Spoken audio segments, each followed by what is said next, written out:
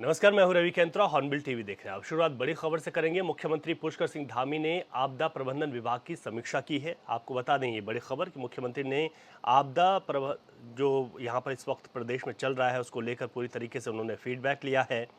उन्होंने साथ ही आपदा पीड़ितों की सहायता के लिए कोई धन की कमी नहीं है, ये भी बात कही है। साथ ही पुनर्निर्माण कार्यों के लिए पर्याप्त बजट है, ये भी मुख्यमंत्री ने कहा। सड़कों के निर्माण में तेजी लाएं अधिकारियों को उन्होंने निर्देश दिए हैं कि जो सड़कों का निर्माण है उसको तेजी से किया जाए और रिस्पांस टाइम में भी और सुधार अधिकारी करें ताकि समय से जो भी क्षतिग्रस्त सड़कें, पुल या फिर रास्ते हुए हैं उनको ठीक किया जा सके।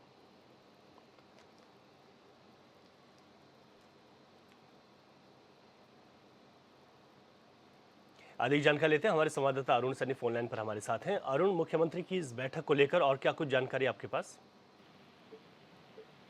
जी रवि केंद्रा बिल्कुल। देखिए, मुख्यमंत्री पुष्कर सिंह धामी ने लगातार जो है सभी विभागों की समीक्षा बैठक कर रहे हैं और आपदा को लेकर लगातार अलर्ट मोड पर मुख्यमंत्री पुष्कर सिंह धामी दिख रहे हैं और लगातार जो है समीक्षा बैठक भी कर रहे हैं और आपदा में कितना नुकसान हुआ है, कितनी क्षति हुई है, जो है विस्तारीकरण को लेकर भी जो है लगातार बैठक की जा रही है और जो लोगों को विस्थापित करना है उनको लेकर भी तैयारियां लगातार की जा रही है। मुख्यमंत्री पुष्कर सिंह धामी ने जो है जब मानसून सीजन है जब खत्म हो जाएगा उसके बाद, क्योंकि जो आपदा में सड़कें खराब हुई हैं उन्हें ठीक करने को लेकर हो या अभी, क्योंकि अभी मानसून सीजन और भी बचा हुआ है तो आगे तैयारियां किस तरीके की रहनी है, अभी भी जो है निर्देश दिए गए कि 24 घंटे अलर्ट मोड पर रहें और ऐसे में राहत बचाव कार्य जो है उनमें और तेजी लाई जाए, लोगों से तुरंत संपर्क किया जाए। और मुख्यमंत्री पुष्कर सिंह धामी ने जो है सराहना भी की है जिला प्रशासन की और ऐसे में जो शासन प्रशासन के जो लोग हैं तुरंत राहत बचाव कार्य किए जा रहे हैं। मुख्यमंत्री ने कहा कि इनमें और गति जो है आनी चाहिए और साथ ही साथ जहाँ पर जो संवेदनशील क्षेत्र हैं जहाँ पर सबसे अधिक भूस्खलन हुआ है वहाँ पर जो है जांच भी होनी चाहिए और ऐसे में उसको लेकर भी जो है जांच के निर्देश मुख्यमंत्री पुष्कर सिंह धामी ने दिए हैं। उस पर अध्ययन होना चाहिए कि क्यों जो है इतने भूस्खलन कैसे हुए, किस तरीके से हुए, तो उसको लेकर अध्ययन भी मुख्यमंत्री पुष्कर सिंह धामी ने करने के निर्देश दिए हैं। और इसी के साथ साथ जो उत्तरकाशी में भी जिस तरीके से बादल वो भूस्खलन हुआ वहां पर भी जो है उसकी अध्ययन करने के लिए उत्तरकाशी के डीएम को निर्देश दिए कि आईआईटी रुड़की के साथ जो है वो बातचीत करें, उनके साथ समन्वय बिठाकर जो है इस पर भी अध्ययन होना चाहिए और जल्द से जल्द जो है इसकी रिपोर्ट भी जी आनी जी जी। चाहिए। तो इस तरीके से आपदा को लेकर मुख्यमंत्री पुष्कर सिंह धामी लगातार जो है अलर्ट मोड पर हैं और ऐसे में लगातार समीक्षा बैठक मुख्यमंत्री पुष्कर सिंह धामी कर रहे हैं और जो भी क्षति हुई है उसकी भरपाई को लेकर और जो इसमें प्रभावित भी हुए हैं उनको के विस्थापित को लेकर, उन्हें विस्थापन को लेकर मुख्यमंत्री पुष्कर सिंह धामी ने कहा है कि बजट की कोई कमी नहीं है और ऐसे में जी। उसके लिए पूरी तैयारियां की जानी चाहिए और जैसे ही मानसून सीजन जो खत्म होता है उसके बाद तुरंत ये कार्य जो है वो किए जाने चाहिए। अरुण सैनी, इस वक्त अगर प्रदेश की बात की जाए तो किस तरीके की स्थितियां बनी हुई हैं आपदा को लेकर? मौसम का क्या अलर्ट है और प्रदेश में सड़कों की स्थिति को लेकर किस तरीके से आप देख रहे हैं कि काम किस गति से चल रहा है? जी रवि बिल्कुल। देखिए, अगर सड़कों की बात की जाए तो ऐसे में कल अगर जिस तरीके से बीते देर रात जो है बारिश हुई थी और ऐसे में कल करीब 130 सड़कें जो है प्रदेश में बंद थी, जिसमें कि राजमार्ग, राज्य मार्ग और मोटर मार्ग भी जो है वो बाधित हुए थे। तो उसमें से करीब जो है 70 से अधिक सड़कें वो ठीक कर दी गई हैं, उन्हें सुचारू रूप से चला दिया गया है और ऐसे में जहाँ जहाँ पर भी आपदा आ रही है, सड़कें बाधित हो रही है, भूस्खलन के चलते जो है मार्ग बाधित हो रहे हैं, उन पर तुरंत जो है वहां पर मशीनों के जरिए मलबा हटाने का काम लगातार चल रहा है और आपदा को लेकर लगातार जो है मुख्यमंत्री पुष्कर सिंह धामी ने निर्देश दिए हैं कि आपदा विभाग को भी कि 24 घंटे अलर्ट मोड पर रहे और जहाँ जहाँ पर भी सड़कें बाधित हो रही हैं तुरंत उन्हें सुचारू रूप से चलाया जाए या जी कि जी। किसी भी व्यक्ति को कोई भी परेशानी का ठीक है। सामना जो है वो ना करना ठीक पड़े। है अरुण, बहुत देखिए, मौसम शुक्रिया विभाग की तमाम तरफ तमाम से जानकारी के लिए। आपका बहुत शुक्रिया। चलिए आगे बढ़ेंगे। एक और बड़ी खबर है रुड़की से, जहां पर एक बड़ा हादसा होते होते टला है। ये बड़ी खबर आपको बता दें, एक बड़ा हादसा होते होते टल गया। एसी कोच का कंट्रोल आर्म का बोल्ट टूटा। जम्मू से गुवाहाटी ये ट्रेन जा रही थी। कर्मचारी की सूझबूझ से डिरेल होने से ये ट्रेन बची है। रुड़की रेलवे स्टेशन पर खराब एसी कोच को रोका गया है। तो ये बड़ा अपडेट आपको बता रहे हैं, जहां पर जम्मू से गुवाहाटी के लिए ये ट्रेन जा रही थी, लेकिन ये बड़ा हादसा हो सकता था, लेकिन ये सूझबूझ से, जो ट्रेन कर्मचारियों की सूझबूझ से यह हादसा बचा है। तो आपको बता दें कि डिरेल होने से ट्रेन बची है। रुड़की रेलवे स्टेशन पर खराब एसी कोच को रोक दिया गया। तो ये सूझबूझ की गई, अगर ये खराब एसी कोच नहीं रोका जाता तो एक बड़ा हादसा हो सकता था। तो रुड़की रेलवे स्टेशन पर ही खराब एसी कोच को रोक दिया गया। जो रेलवे के कर्मचारी हैं उनकी सूझबूझ से बड़ा हादसा होते होते टला है।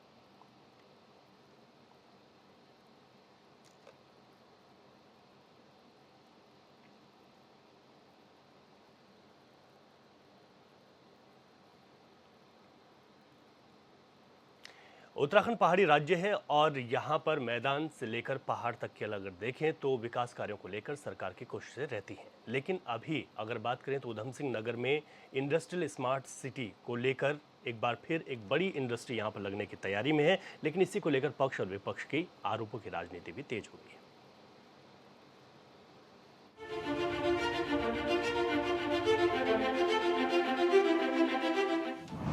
केंद्र से उत्तराखंड को फिर बड़ी सौगात। खुरपिया बनेगा इंडस्ट्रियल स्मार्ट सिटी। उत्तराखंड में बीजेपी की डबल इंजन वाली सरकार है। सरकार के मुखिया पुष्कर सिंह धामी लगातार विकास कार्यों पर ध्यान दे रहे हैं। बड़ी बात यह है कि केंद्र से मुख्यमंत्री जो भी मांग रहे हैं उनकी मंजूरी मिल रही है। केंद्र सरकार ने देश के राज्यों में इंडस्ट्रियल स्मार्ट सिटी बनाने पर मोहर लगाई है, जिसमें उत्तराखंड के खुरपिया को भी शामिल किया गया है। कंबाइंड इनमें इन्वेस्टमेंट सरकार की तरफ से आएगा 28,602 करोड़ का, 28,602 करोड़ का। और once these corridors and nodes are developed, उसमें इन्वेस्टमेंट पोटेंशियल है 1.5 लाख करोड़, 1,52,757 करोड़। और करीब करीब 10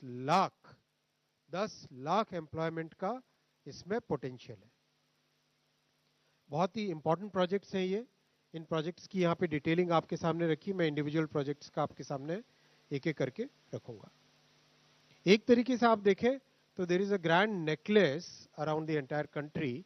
देश के north, east, south, west, centre हर हिस्से को कवर करते हुए ये प्रोजेक्ट्स हैं। और इसमें प्रोजेक्ट्स को डिजाइन करने के टाइम में, सेलेक्ट करने के टाइम में इस चीज का बहुत विशेष ध्यान रखा जाता है कि वहां पे ट्रंक ट्रांसपोर्ट इंफ्रास्ट्रक्चर होना चाहिए। जैसे फ्रेट कॉरिडोर है, जैसे एक्सप्रेसवेज है, इनके दोनों तरफ का जो एरिया है इनको इंडस्ट्रियल कॉरिडोर और उसमें इंडस्ट्रियल नोड्स डेवलप करने का प्रोजेक्ट है। 1002 एकड़ में विकसित होगा इंडस्ट्रियल शहर। इंडस्ट्रियल स्मार्ट सिटी की लागत 1,265 करोड़। 6,180 करोड़ के निवेश के आने की है उम्मीद। खुरपिया में 75,000 लोगों को मिलेगा रोजगार। 4 लाख अप्रत्यक्ष रोजगार मिलने की उम्मीद। उत्तराखंड के उधम सिंह नगर के खुरपिया में 1,002 एकड़ में 1,265 करोड़ की लागत से स्मार्ट शहर को विकसित किया जाएगा।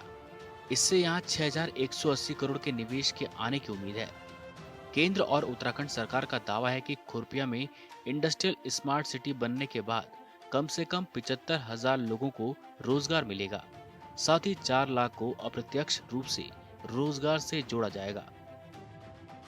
खुरपिया उत्तराखंड ये 1,000 एकड़ में बन रहा है। 1,265 करोड़ रुपए की इसकी प्रोजेक्ट कॉस्ट होगी और करीब 6,180 करोड़ का इस प्रोजेक्ट में इन्वेस्टमेंट आएगा। एम्प्लॉयमेंट पोटेंशियल 75,000 का है। फोकस ऑटोमोबाइल, ऑटो कंपोनेंट्स और इंजीनियरिंग एंड फैब्रिकेशन सेक्टर्स पे इसका रहेगा। सारे डिटेल्स हैं इसमें और ये सारी स्लाइड्स आपके साथ शेयर भी करेंगे जिससे कि आप डेटा का प्रॉपर्ली भी उपयोग कर सके। मुख्यमंत्री धामी ने पीएम मोदी से की थी पैरवी। एनडी तिवारी सरकार के बाद सबसे बड़ा प्रोजेक्ट। उधम सिंह नगर के खुरपिया में बनने वाले इंडस्ट्रियल स्मार्ट सिटी पर करीब 1,265 करोड़ रुपए की लागत आएगी। मुख्यमंत्री पुष्कर सिंह धामी ने 25 जून को प्रधानमंत्री नरेंद्र मोदी को पत्र लिखकर इस परियोजना के लिए पैरवी की थी। सीएम के निवेदन को मानते हुए केंद्र सरकार ने खुरपिया में इंडस्ट्रियल स्मार्ट सिटी पर मोहर लगा दी। कहा जा रहा है कि पूर्व सीएम नारायण दत्त तिवारी के कार्यकाल के बाद प्रदेश में इतना बड़ा औद्योगिक पार्क विकसित होने वाला है। मैं आदरणीय प्रधानमंत्री जी का बहुत धन्यवाद करता हूं कि देश के अंदर जो बड़ा इंडस्ट्रियल कॉरिडोर बनने जा रहे हैं उसमें से खुरपिया फार्म भी जो है हमारा जो लगभग 1200 एकड़ जमीन पर इंडस्ट्रियल कॉरिडोर के निर्माण की स्वीकृति भारत सरकार ने दे दी है, माननीय प्रधानमंत्री जी के स्तर पर दे दी है। और लगातार हम आदरणीय प्रधानमंत्री जी से जब भी उनका दौरा होता था तो इस बारे में लगातार हम लोगों ने उनसे बात की थी और उन्होंने पहले ही हमको आश्वस्त किया था कि उत्तराखंड के अंदर एक कॉरिडोर खुलेगा। इससे जहाँ रोजगार की, जहाँ उद्योग तो आएंगे आएंगे, लेकिन इसमें एक बड़े रोजगार की भी संभावना हमारे लिए रहेगी। एक बड़ा इन्वेस्टमेंट भी हमारे यहाँ आएगा और ये अपने आप में मैं समझता हूँ कि राज्य बनने के बाद सबसे बड़ा इन्वेस्टमेंट होगा वन टाइम का। इंडस्ट्रियल शहर के लिए केंद्र सरकार का आभार। सीएम पुष्कर सिंह धामी ने केंद्र का जताया आभार। विकास की वृद्धि में सहायक साबित होगा खुरपिया। केंद्रीय कैबिनेट ने इंडस्ट्रियल स्मार्ट सिटी पर मोहर लगाने के बाद उत्तराखंड के सीएम पुष्कर सिंह धामी ने केंद्र सरकार का आभार जताया है। उन्होंने कहा कि इंडस्ट्रियल स्मार्ट सिटी के लिए प्रदेश वासियों की तरफ से पीएम मोदी का आभार प्रकट करता हूं। यह स्मार्ट शहर प्रदेश की विनिर्माण क्षमता और आर्थिक विकास की वृद्धि में अत्यंत सहायक साबित होगा। इससे न केवल निवेश में वृद्धि होगी बल्कि रोजगार के अवसर भी बढ़ेंगे।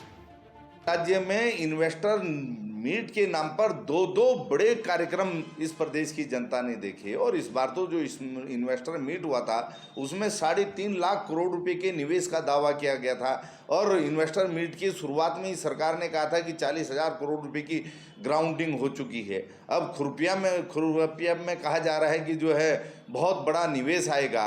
अच्छी बात है, राज्य में निवेश आए, उद्योग धंधे लगे, हमारे बेरोजगारों को रोजगार मिले, किसे बुरा लगता है। लेकिन केवल बयानबाजी हो रही है। बयानबाजी से बढ़कर के राज्य के धरातल पर 1 रुपये का निवेश कहीं नजर नहीं आ रहा है। उल्टा पलायन आयोग की रिपोर्ट कह रही कि 270 नौजवान जो है प्रतिदिन पलायन करने के लिए मजबूर हैं, बेरोजगार अलग से धरने पे बैठे हुए हैं। तो इस बयानबाजी से सरकार को बाहर निकलना चाहिए और धरातल पर निवेश के लिए ठोस कार्य योजना बनानी चाहिए। निवेश अगर धरातल पे दिखेगा तो हमें भी खुशी होगी, लेकिन दुख इस बात का है कि बयानबाजी होती है, सुर्खियां छपती हैं, लेकिन निवेश धरातल पे नजर नहीं आता।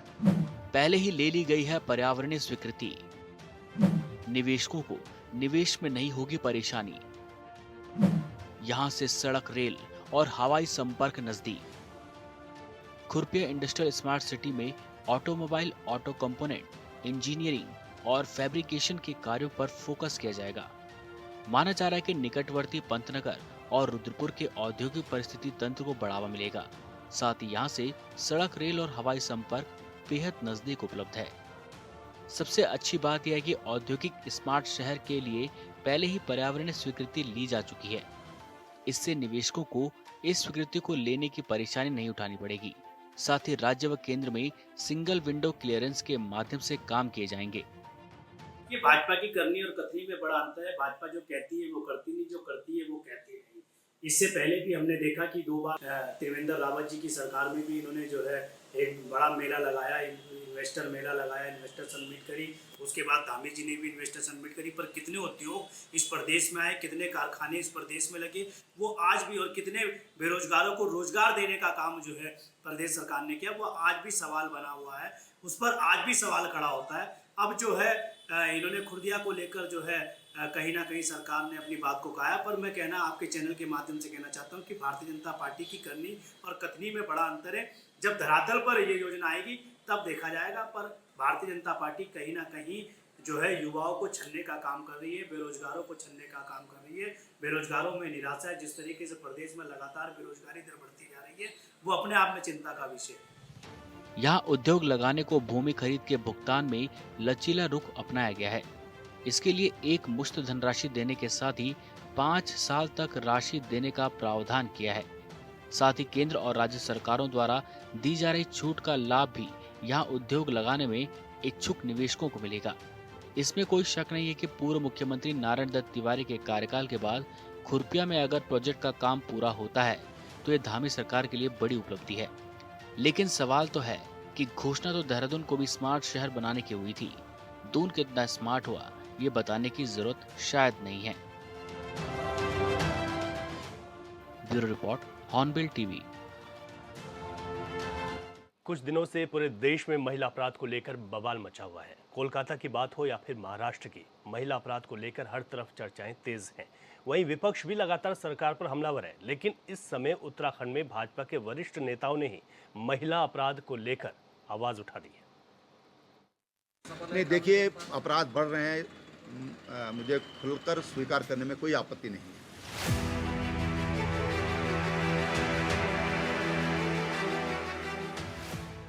उत्तराखंड के पूर्व सीएम और हरिद्वार से बीजेपी के सांसद त्रिवेंद्र सिंह रावत भी ये स्वीकार करते हैं कि उत्तराखंड में महिला अपराध की घटनाओं में भारी वृद्धि हुई, जो कि चिंता का विषय। एक समय था कि पहाड़ी राज्य उत्तराखंड में अपराध की घटनाएं बाकी राज्यों के मुताबिक ना के बराबर थी, लेकिन मौजूदा बदलते दौर में स्थिति ये है कि पहाड़ी राज्यों में उत्तराखंड अपराध में सबसे ऊपर है। नहीं, देखिए, अपराध बढ़ रहे हैं, मुझे खुलकर स्वीकार करने में कोई आपत्ति नहीं है। पुलिस को पुलिस का काम करना चाहिए। मैं कहता हूं, पुलिस सरकार की भी होती है और नहीं भी होती है। पुलिस को निरपेक्ष भाव से काम करना चाहिए। अपराधियों पर सख्त कार्रवाई होनी चाहिए, जिसके लिए पुलिस बनाई गई है। उत्तराखंड के पूर्व सीएम त्रिवेंद्र सिंह रावत का पुलिस कर्मियों की कार्यशैली पर सवाल कहीं से भी गलत नहीं। त्रिवेंद्र सिंह रावत प्रदेश के सीएम रहे, लिहाजा पुलिस कैसे काम करती है ये अच्छी तरीके से वो जानते हैं। यही वजह है कि देहरादून पुलिस से त्रिवेंद्र सिंह रावत पूछ रहे हैं कि पिछले दिनों जो आईएसबीटी में गैंगरेप की घटना हुई, तो फिर वहाँ पुलिस कर्मी क्यों नहीं थे, जबकि आईएसबीटी में ही पुलिस चौकी भी है। मुझे लगता है कई मसले मैंने देखे हैं कि पुलिस, अब देखिए आईएसबीटी का आपने जो विषय जो शुरुआत हुई है, क्यों वहाँ फोर्स पुलिस नहीं थी? हमारे बगल में चौकी है, क्यों नहीं थी वहाँ पर? कहाँ गई थी पुलिस? ये सवाल है। महिलाओं की सुरक्षा ये टॉप प्रायोरिटी होनी चाहिए। समाज को अगर ठीक रखना है, समाज को स्वस्थ रखना है, समाज में जो वैमनस्यता को कम करना है, तो महिलाओं को हमको प्रायोरिटी पर रखना पड़ेगा। उनकी सुरक्षा ये हमको रखना पड़ेगा। हम तो भारत के लोग हैं। यत्र नार्यस्तु पूजन्ते रमन्ते तत्र देवता, फिर कहाँ है? इसलिए इस पर उनकी सुरक्षा, इस पर विशेष फोकस करने की जरूरत है। हरिद्वार से बीजेपी के सांसद इस बात पर जोर देते हैं कि समाज को ठीक और स्वच्छ रखना है तो फिर महिलाओं की सुरक्षा पर विशेष ध्यान देना होगा। इधर प्रदेश में लगातार बढ़ रहे महिला अपराध के मामले को लेकर अब पुलिस उप महानिरीक्षक की अध्यक्षता में 5 सदस्यीय समिति का गठन करने की बात कही गई, जो महिला अपराध को लेकर संवेदनशील स्थानों का चिन्हीकरण करने के साथ ही अपराध और न्याय से जुड़े हर एक पहलू पर काम करेगी। वहीं समिति को लेकर कांग्रेस प्रदेश महामंत्री नवीन जोशी का कहना है कि अब तक तो कई घटनाएं घटी, उस पर कार्रवाई क्यों नहीं की गई। देखिए, जो समिति का गठन हुआ है, अच्छी बात है, समिति का गठन होना चाहिए, लेकिन सरकार को ये भी बताना चाहिए कि आज तक जितने भी महिला उत्पीड़न के अपराध हुए हैं उसमें क्या कार्रवाई हुई। हम अंकिता भंडारी के मामले में जो महिला उत्पीड़न हुआ था, पूछते आए वीआईपी कौन है, आज तक ना सरकार बता पाई ना पुलिस बता पाई है। आज हरिद्वार के अंदर हमारे कांग्रेस के सारे नेता जा रहे हैं, किस प्रकार से एक युवक को प्रताड़ित किया जा रहा है। वो बेचारा अपनी जान बचाने के लिए नदी में कूद गया और वहां पे भी पुलिस वाले उसकी मदद नहीं कर रहे हैं और लोगों को भी रोक रहे हैं। इस पे क्या, किस प्रकार की आप समिति बनाएंगे? आपको सारी बातों पर ध्यान रखना चाहिए। चिन्हीकरण तो है ही है, जिन चीजों का चिन्हीकरण हो चुका है उनमें भी आप कार्रवाई करें। अच्छी बात है, आप अगर महिला अपराध में आपने कुछ सोचा है कि महिला अपराध में हम लोग कमेटी बनाएंगे, उसके लिए कार्य कुछ काम करेंगे, तो काम करिए ना। जो पहले घटनाएं हो रखी हैं उसके बारे में भी जनता को बताइए आप। कांग्रेस प्रवक्ता का कहना है कि सरकार चिन्हीकरण करने जा रही, वो अच्छी बात है, लेकिन जिन अपराधों का चिन्हीकरण हो चुका है उसके ऊपर क्या कार्रवाई हुई है ये भी बताना चाहिए। सरकार के लिए बेहतर होगा कि सभी बातों को ध्यान में रखकर समिति का गठन किया जाए।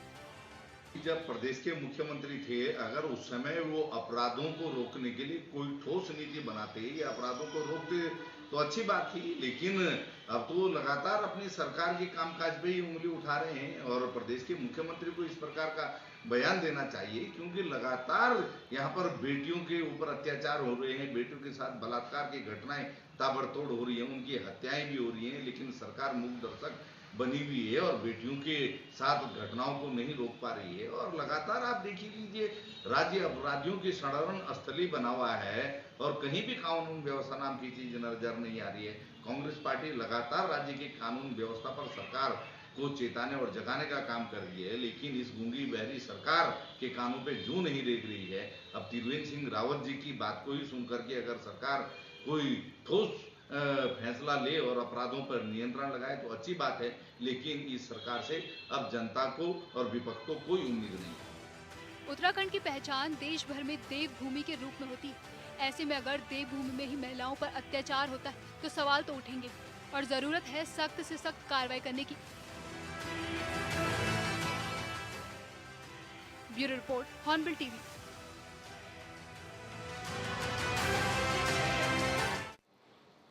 इकतीस अगस्त यानी कि शनिवार को मुख्यमंत्री पुष्कर सिंह धामी चंपावत जिले के दौरे पर हैं। एक दिवसीय मुख्यमंत्री का वहां पर कार्यक्रम है, जिसको लेकर पूरी तरीके से तैयारियां भी की गई हैं। यहां सीएम गोरल चौड़ में आयोजित एक दिवसीय भ्रमण कार्यक्रम में शिरकत करने जा रहे हैं। सीएम के दौरे को देखते हुए डीएम नवनीत पांडे ने कई जनप्रतिनिधियों और अधिकारियों के साथ बैठक की। साथ ही कार्यक्रम को लेकर अधिकारियों को जिम्मेदारियां सौंपी हैं।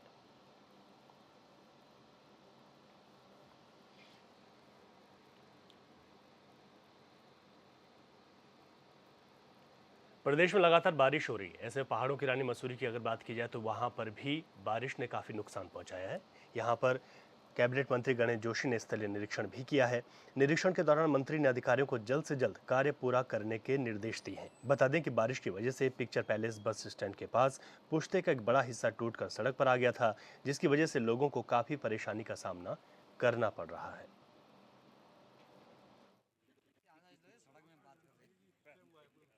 और जो मैंने इसकी स्थिति दी है इसका, क्योंकि 65 फीट नीचे से इसको ऊपर लेकर आ रहे हैं और कुछ यहाँ पर मटेरियल लाने की भी दिक्कत है। मैंने अभी अपने एसडीएम को और को निश्चित किया है कि मटेरियल लाने में कोई दिक्कत ना हो, क्योंकि आज 1 महीने से अधिक हो गया है। जिस गति से काम होना चाहिए था काम नहीं हो पा रहा है। जब मैंने अधिकारी से उन्होंने कुछ टेक्निकल दिक्कत बताई तो उसके मैंने निश्चित किया है। इसी प्रकार एक प्राइवेट व्यक्ति का पुस्ता मैसिंग लॉज के पास एक पुस्ता गिरने से वहाँ पर जो बिजली का ट्रांसफार्मर लगा हुआ था उसको भी क्षति हुई है और भी नुकसान हुआ है। और इस बुलेटिन में अभी के लिए इतना ही। खबरों से अपडेट रहें और देखते रहें हॉर्नबिल टीवी। इजाजत दीजिए, नमस्कार।